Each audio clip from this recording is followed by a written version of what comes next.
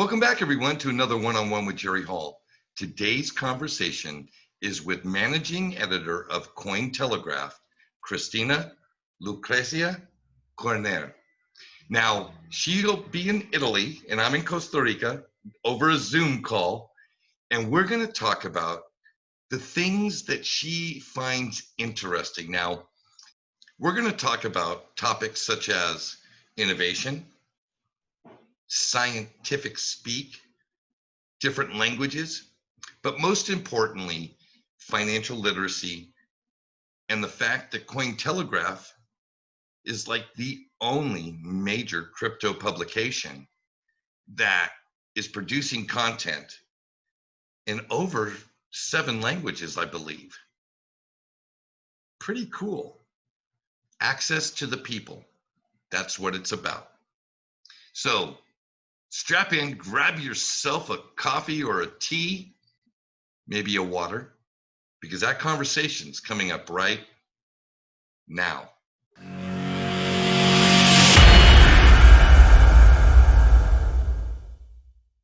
So Kristina, thank you so much for taking the time to join me today. How are you? Thank you very much, Jerry. It's an honor and a pleasure to be here. I'm great, thank you. How are you? Right. You know, I'm good.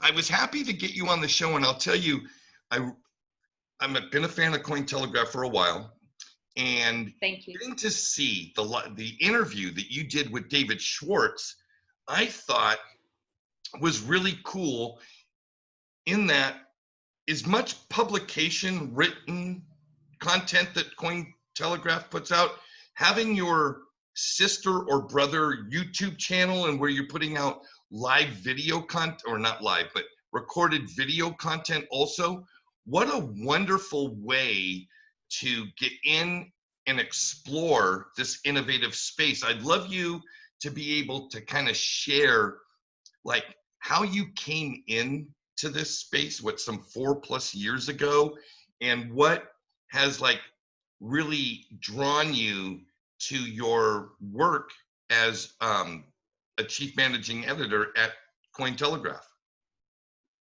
Thank you, Jerry.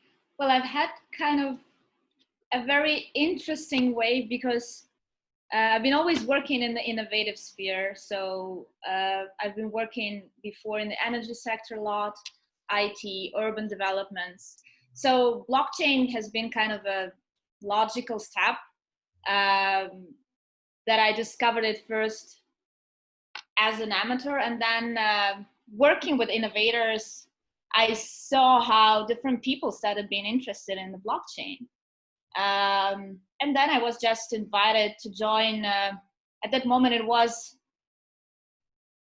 a media startup, we can call it like this, where my job was to bring quality journalism into the sphere that was just born.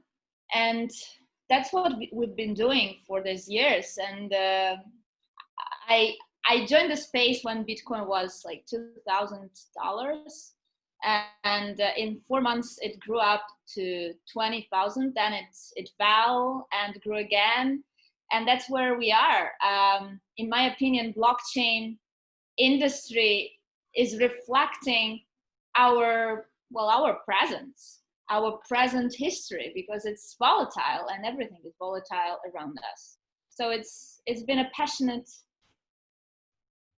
4 years. Yeah, it's true. 4 years already. A passionate 4 years. I'll tell you, I, like yourself, although I'm not a professional journalism, came to this space from an investor standpoint.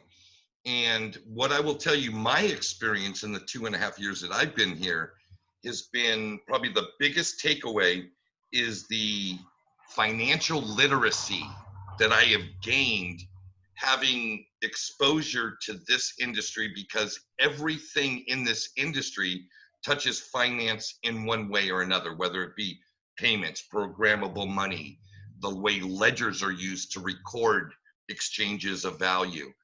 Walk me through kind of like, where were you in your own personal financial literacy before you got to this space, and what you've seen in your own ability to understand how the world works as it pertains to money has come subsequent to your exposure in this new space? Oh my gosh, I love your question. Well, I think I'm still somewhere near zero. I mean, there are so many new things that I keep learning every day. That's incredible. And it's also through people that we learn things. Blockchain space, well, fintech space is something that is developing from yesterday to today in an incredible dimensions. So yeah, my financial literacy is something that is in constant learning, and I'm very grateful to my team, because it's within a team that you can be humble and can ask questions, and we can never work alone. And I think it's very important for every company, not only media, that everyone has its own passions, and you can't do everything within your project. Even if you are an entrepreneur and you launch some new startup, it's just impossible. There are people who are passionate about the product. There are people who are passionate about the communications, promoting, marketing, developing educational tools to promote your product. And there are people who like order, who like financial order, legal order. And at least these three parts are key to any project, in my opinion. And I also think that blockchain people are kind of humble as well, because I see so many great teams around. There are great developers who can't promote their projects without PR people, and we are all learning all together. I've experienced how PR people have developed since I joined the industry, from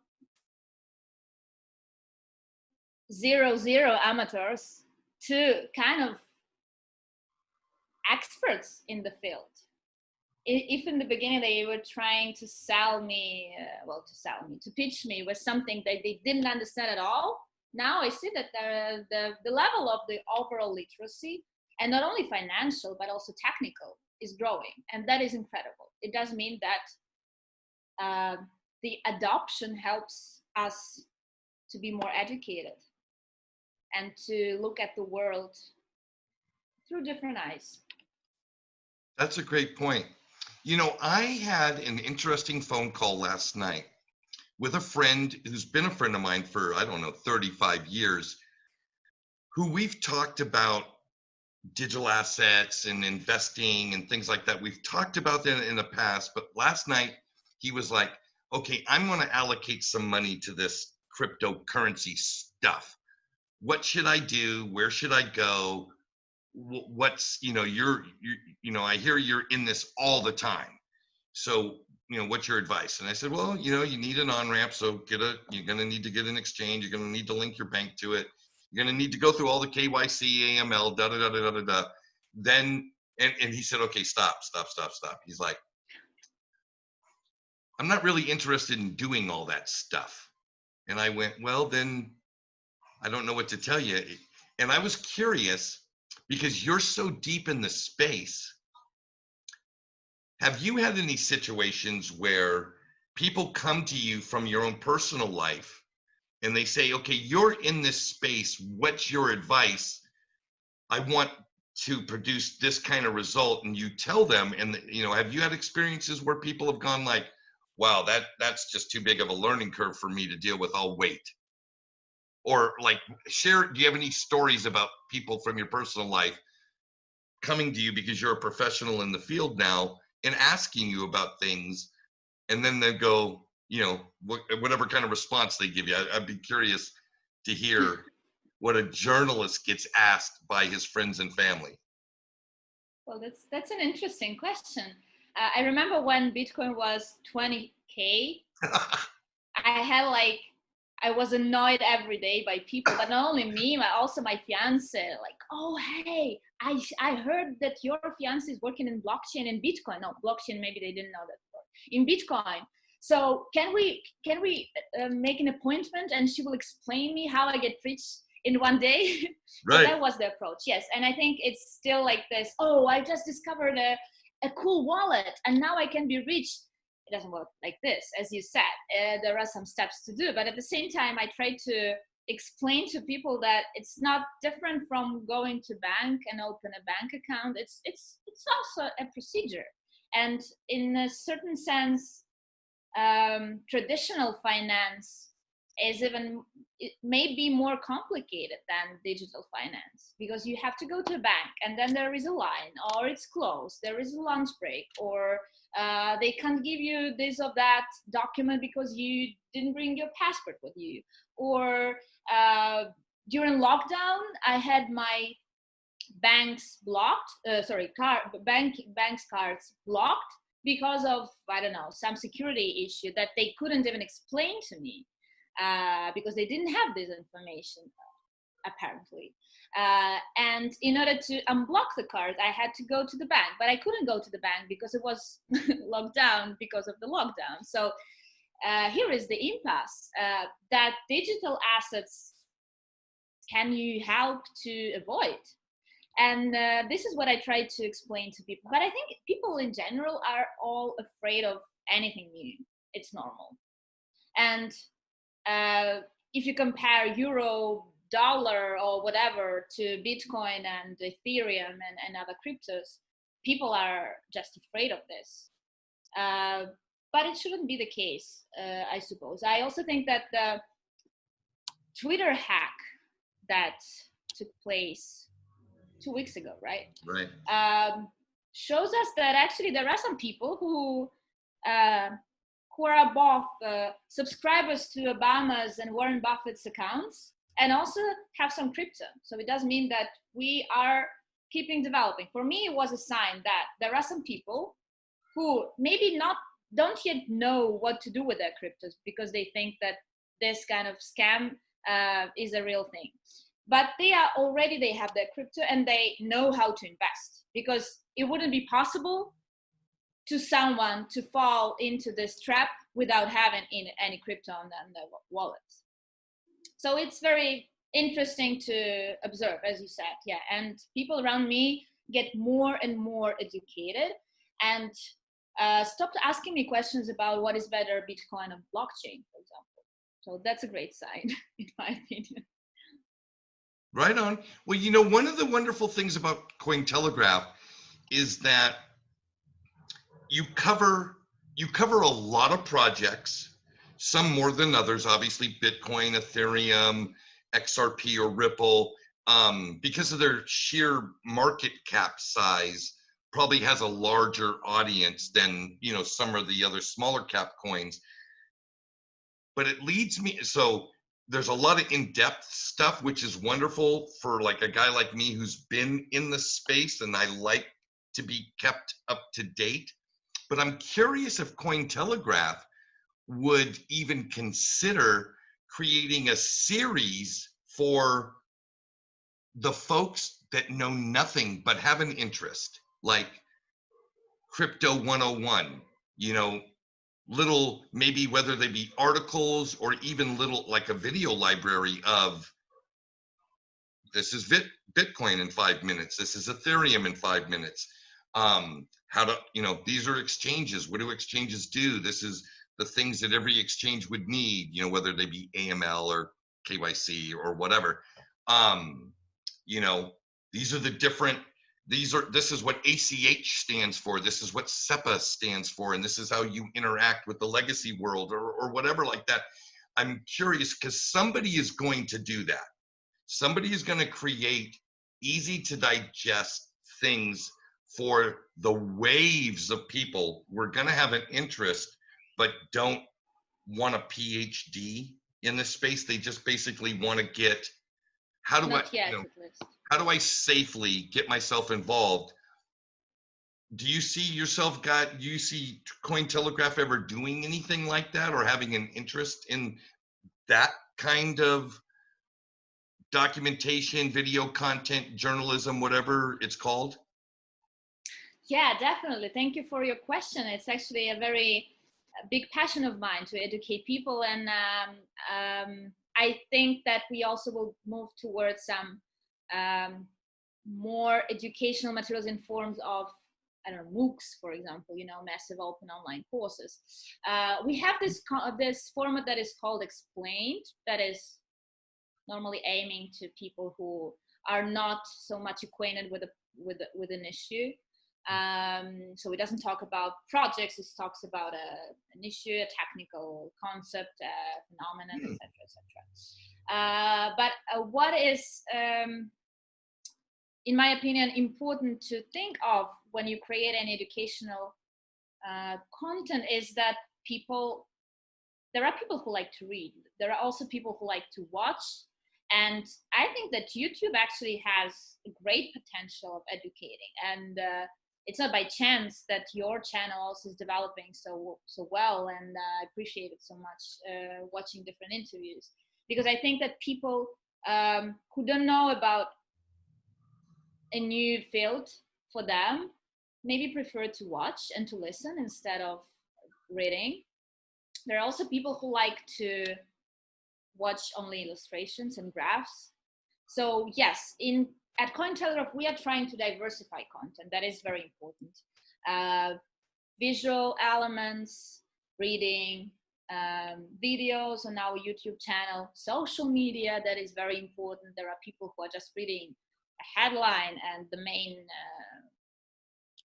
thesis of the main argument of the news or follow-up. And of course, events. When during a discussion you can find a new facet of something that has been unknown for you. I'm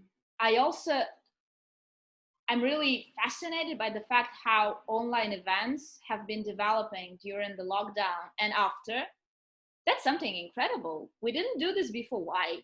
I don't know. How many friends have you had calls with just because there was lockdown? I don't know. Me, for example, I had some calls with people in Latin America, in Africa, in Australia, just because, well, we were all locked at home and everybody started using Zoom. Like before, okay, we were always at CoinTelegraph working in the decentralized environment, so for us Zoom was an everyday tool. But so many people had finally got it onto their computers, learned how to use it, and so started to use them for calls and events. It didn't come at once. March, no online event on the blockchain. April, hundreds of events. And I think that will continue because now, well, even before, it wasn't so simple for people to travel, especially for those who just maybe are a little bit interested in learning something new about blockchain. They won't go from the US to Singapore for a conference just to listen to some panels. But it's definitely possible through internet. If there are digital conferences, digital panels, interviews, that's a content that's definitely, that has potential for people to educate and to learn more and to make financial literacy grow. I agree. You know,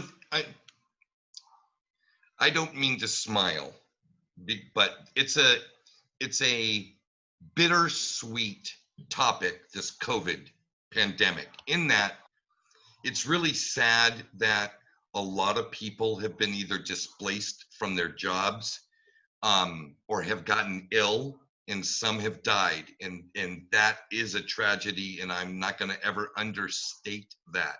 However, on the other side of that coin, pun intended, COVID and the social and economic consequences of it have been an accelerant in digital transformation, whether it be video and voice over IP stuff like what we're doing with Zoom, and the growth of platforms like SteamYard, and even the FaceTime and you know, Google Meetings and all those type of things, as well as digital payment or value transfer infrastructures. And for me, I always keep a very keen eye on Bitcoin, XRP, and then I have a couple of little projects that are in very small, they're in much smaller segments, but that are very interesting to me.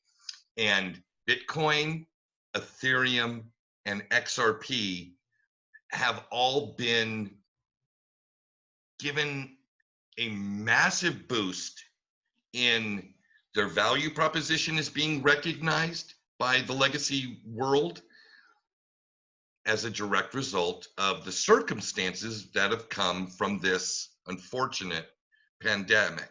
But being an investor in this space, I like being profitable, and I want my investments to grow, and I want the technology to reach greater adoption so that more people can actually realize the benefits of them. I'm in another country from my home country. I don't know where you live, but obviously English is your second language, so I'm curious.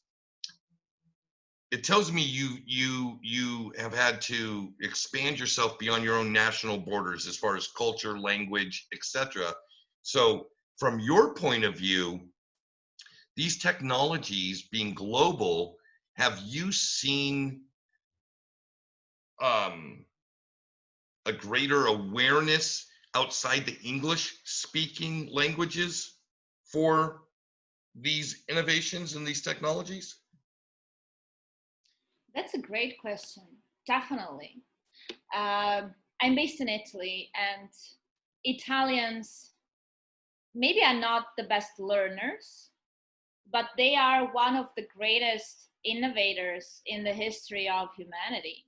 It's not by chance that banking was born in Italy, in Florence and Venice, some Back in the 500 years ago. 1600s, correct? Yes, even before, I think, yes. One of the first clients of Medici banks was Vatican with the Pope. Sure.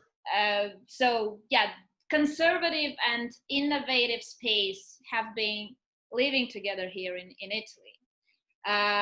Italians are also great hackers. You can cut this if you want.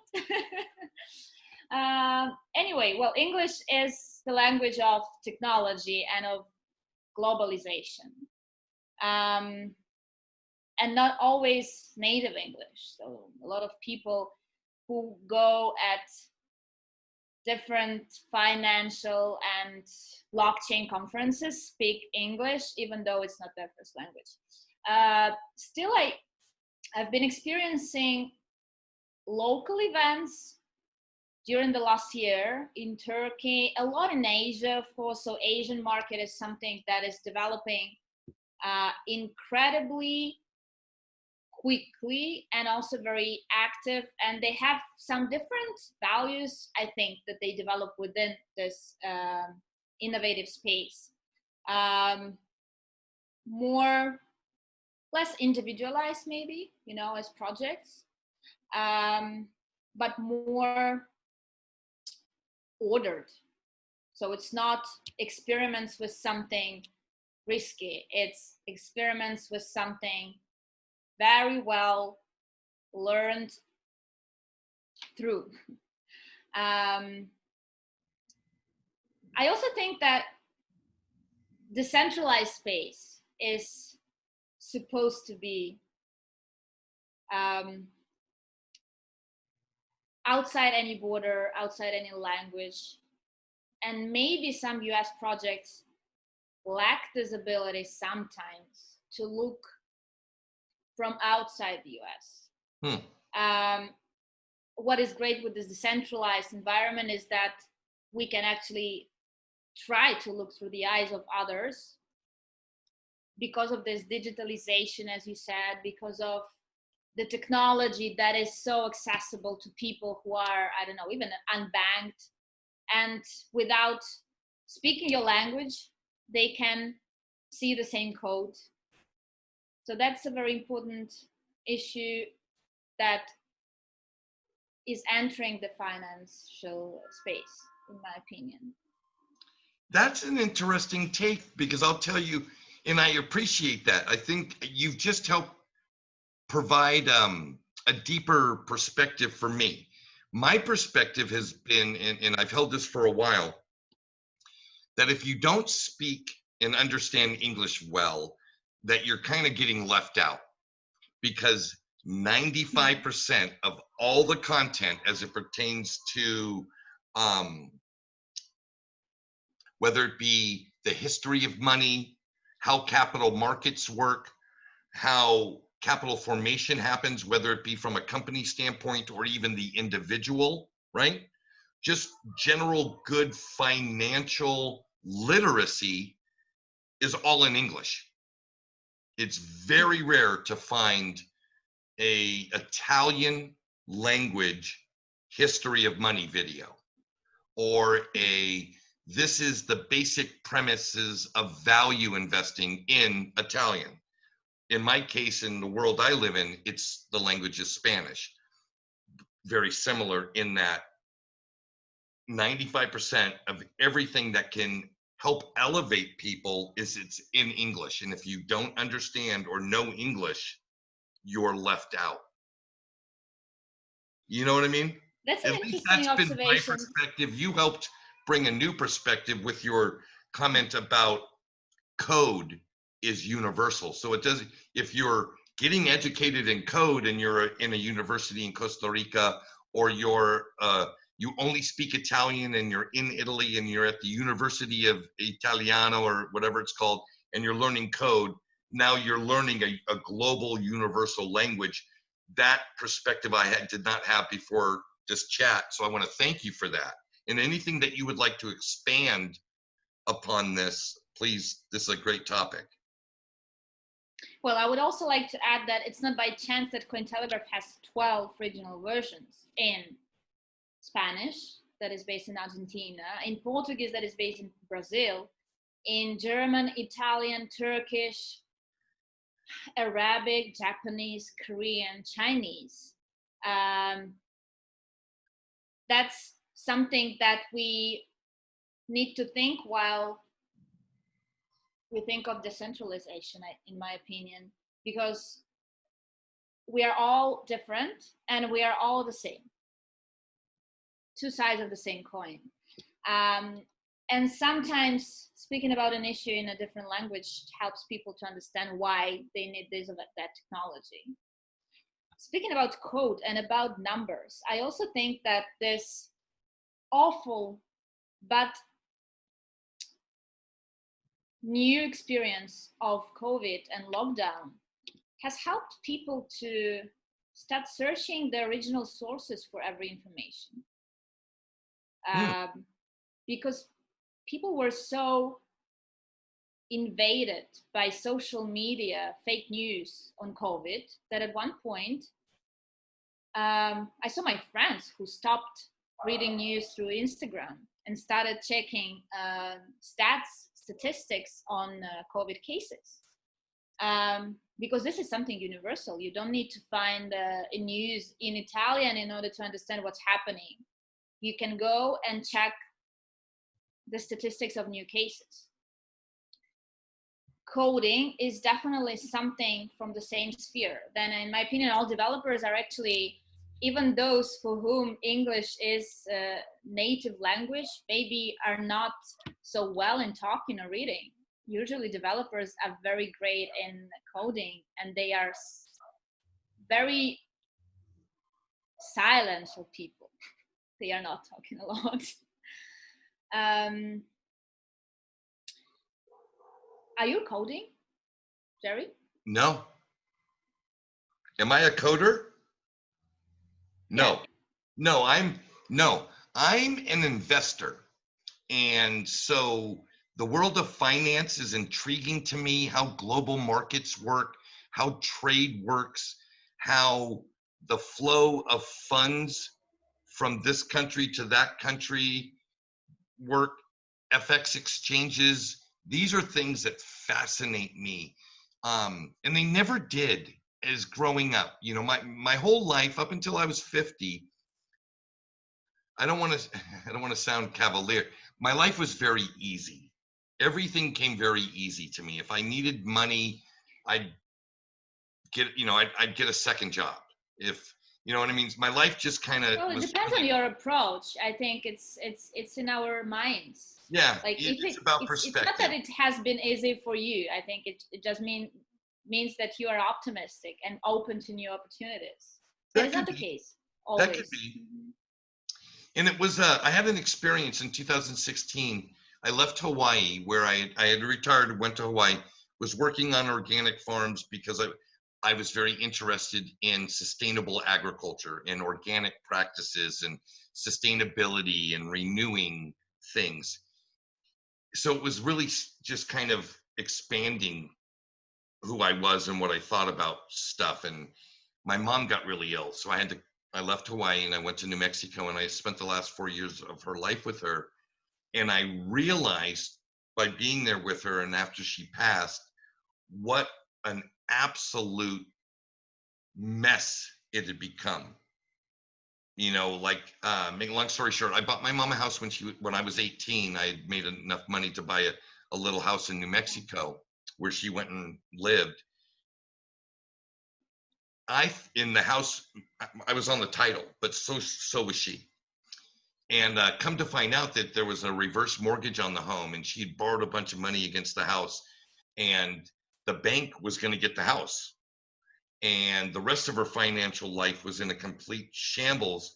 And I thought to myself, because my mother and I were so similar, that I needed to change the way I looked and thought about money, because my ability to produce it was diminishing as I was getting older, unless I figured out a new way to make money. And then that's when I got turned on to investing and started really thinking about how to have this create dollars as opposed to me with a hammer or a paintbrush or an excavator, performing a job for somebody. And so that was the whole deal that really got me into this space. I didn't want to go off on a tangent about myself. I wanted to ask you, being bilingual, what better way to phrase it? I'm going to ask a question, and feel free to answer both in Italian and English, because I'm sure somebody's going to get it. And that is, what would be the 3 qualities that you want the world to remember Kristina by when Kristina's passed on to the next phase? So Oh in my other words, gosh. after you've passed away, what would be the 3 qualities you'd want the world to remember you by? I'll try to find Italian words that you definitely will understand. So gioia, Ah, ottimismo, oh, you were and optimistic. Yes. and I don't know, believe in a better future and contributing to a better future. I think the most I like that. precious thing that we have are people around. Mm-hmm. And actually all technology is created by people. Behind every project there is a team. There are people's stories. As you just shared part of your story, and that is what pushes the human evolution, in my opinion. It's personal stories. And I, as a journalist, I'm passionate about personal stories because that is how I discover the space. That is how I understand why this or that person created this technology, because they wanted to solve a problem that they had before, or they maybe encountered at, I don't know, their mother or their friends. That is very important, the social aspect of any technology and innovation. I agree. Like, we don't know how language actually appeared during human evolution. Was it because people needed to communicate about what should they eat for dinner? Or was it about gossiping? Actually, scientists think that it's rather about gossiping, because otherwise there were different signs to talk about hunting and everyday routine. But gossip is not a routine. It's always something new. So people are very inclined to gossiping. And that is what helps also to push innovation forward. And then it's only within any discussion, debate, that a truth gets born. You can't find out about bugs in your project without testing it and talking about it. So communication is very important. And more languages you talk, and here I don't only talk about like country languages, local languages. It's also language of different backgrounds, different genders, different ages, because we can talk as adults, but we can also talk to children about new technologies, about financial literacy. We can educate our parents and grandparents, and that will be a different language. Exactly. That's great. I want to close with one last request/question. And speaking of the value of gossip, do you have any gossip on anything in blockchain that you would be willing to share? I have one for you. I'll share with you before you give your answer. Please do. Okay. So I have some gossip. Now, I can't confirm this. That's the whole point of gossip. I can't confirm this. But I'm willing to go on record to say Craig Wright is not Satoshi. You heard it here first. Okay, well, that's a great gossip. I like it.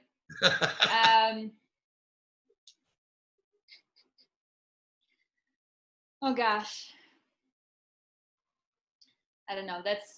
I just realized that journalism and gossip is basically the same. That's right. You heard it here first, folks. Straight from the horse's mouth.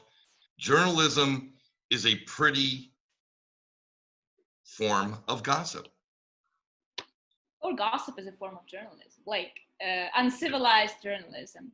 But what distinguishes quality journalism from gossip is different points of view.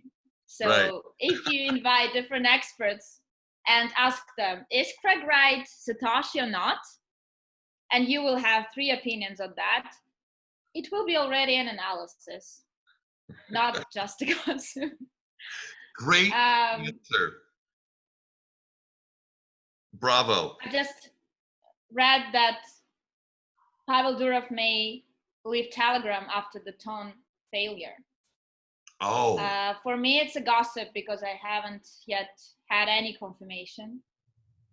But for me, it will mean that he definitely has some other project in mind that should revolutionize the world again and again.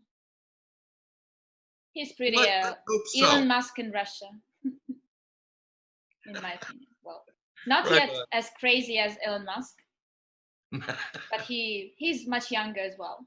Right. Well, Kristina, thank you so very much for taking this time out of your day and time away from what you do for CoinTelegraph. As a consumer of your content, I just want to say thank you very much. And you know, it's always nice to be acknowledged. So I want to acknowledge CoinTelegraph and especially you and the work that you guys are doing.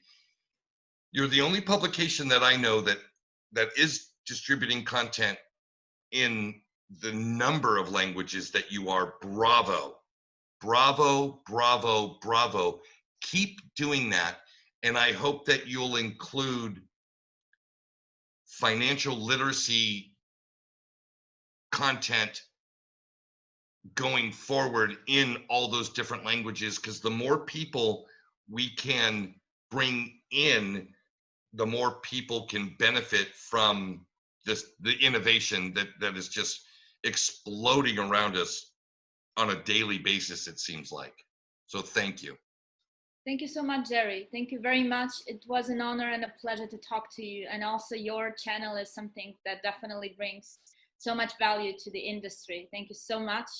And I actually now I became a fan of your interview, so I think I will follow. You have this great feature and capacity of bringing some human touch to interviews about technology and finance. That's incredible. Well, thank you. Thank you very much. So folks, now, Kristina, you're in Italy right this minute, right? Yes. Okay, so from Italy and Costa Rica, and until next time, everybody, Pia Vida, or as they say in Italy, is arrivederci. Arrivederci. Arrivederci. Ciao.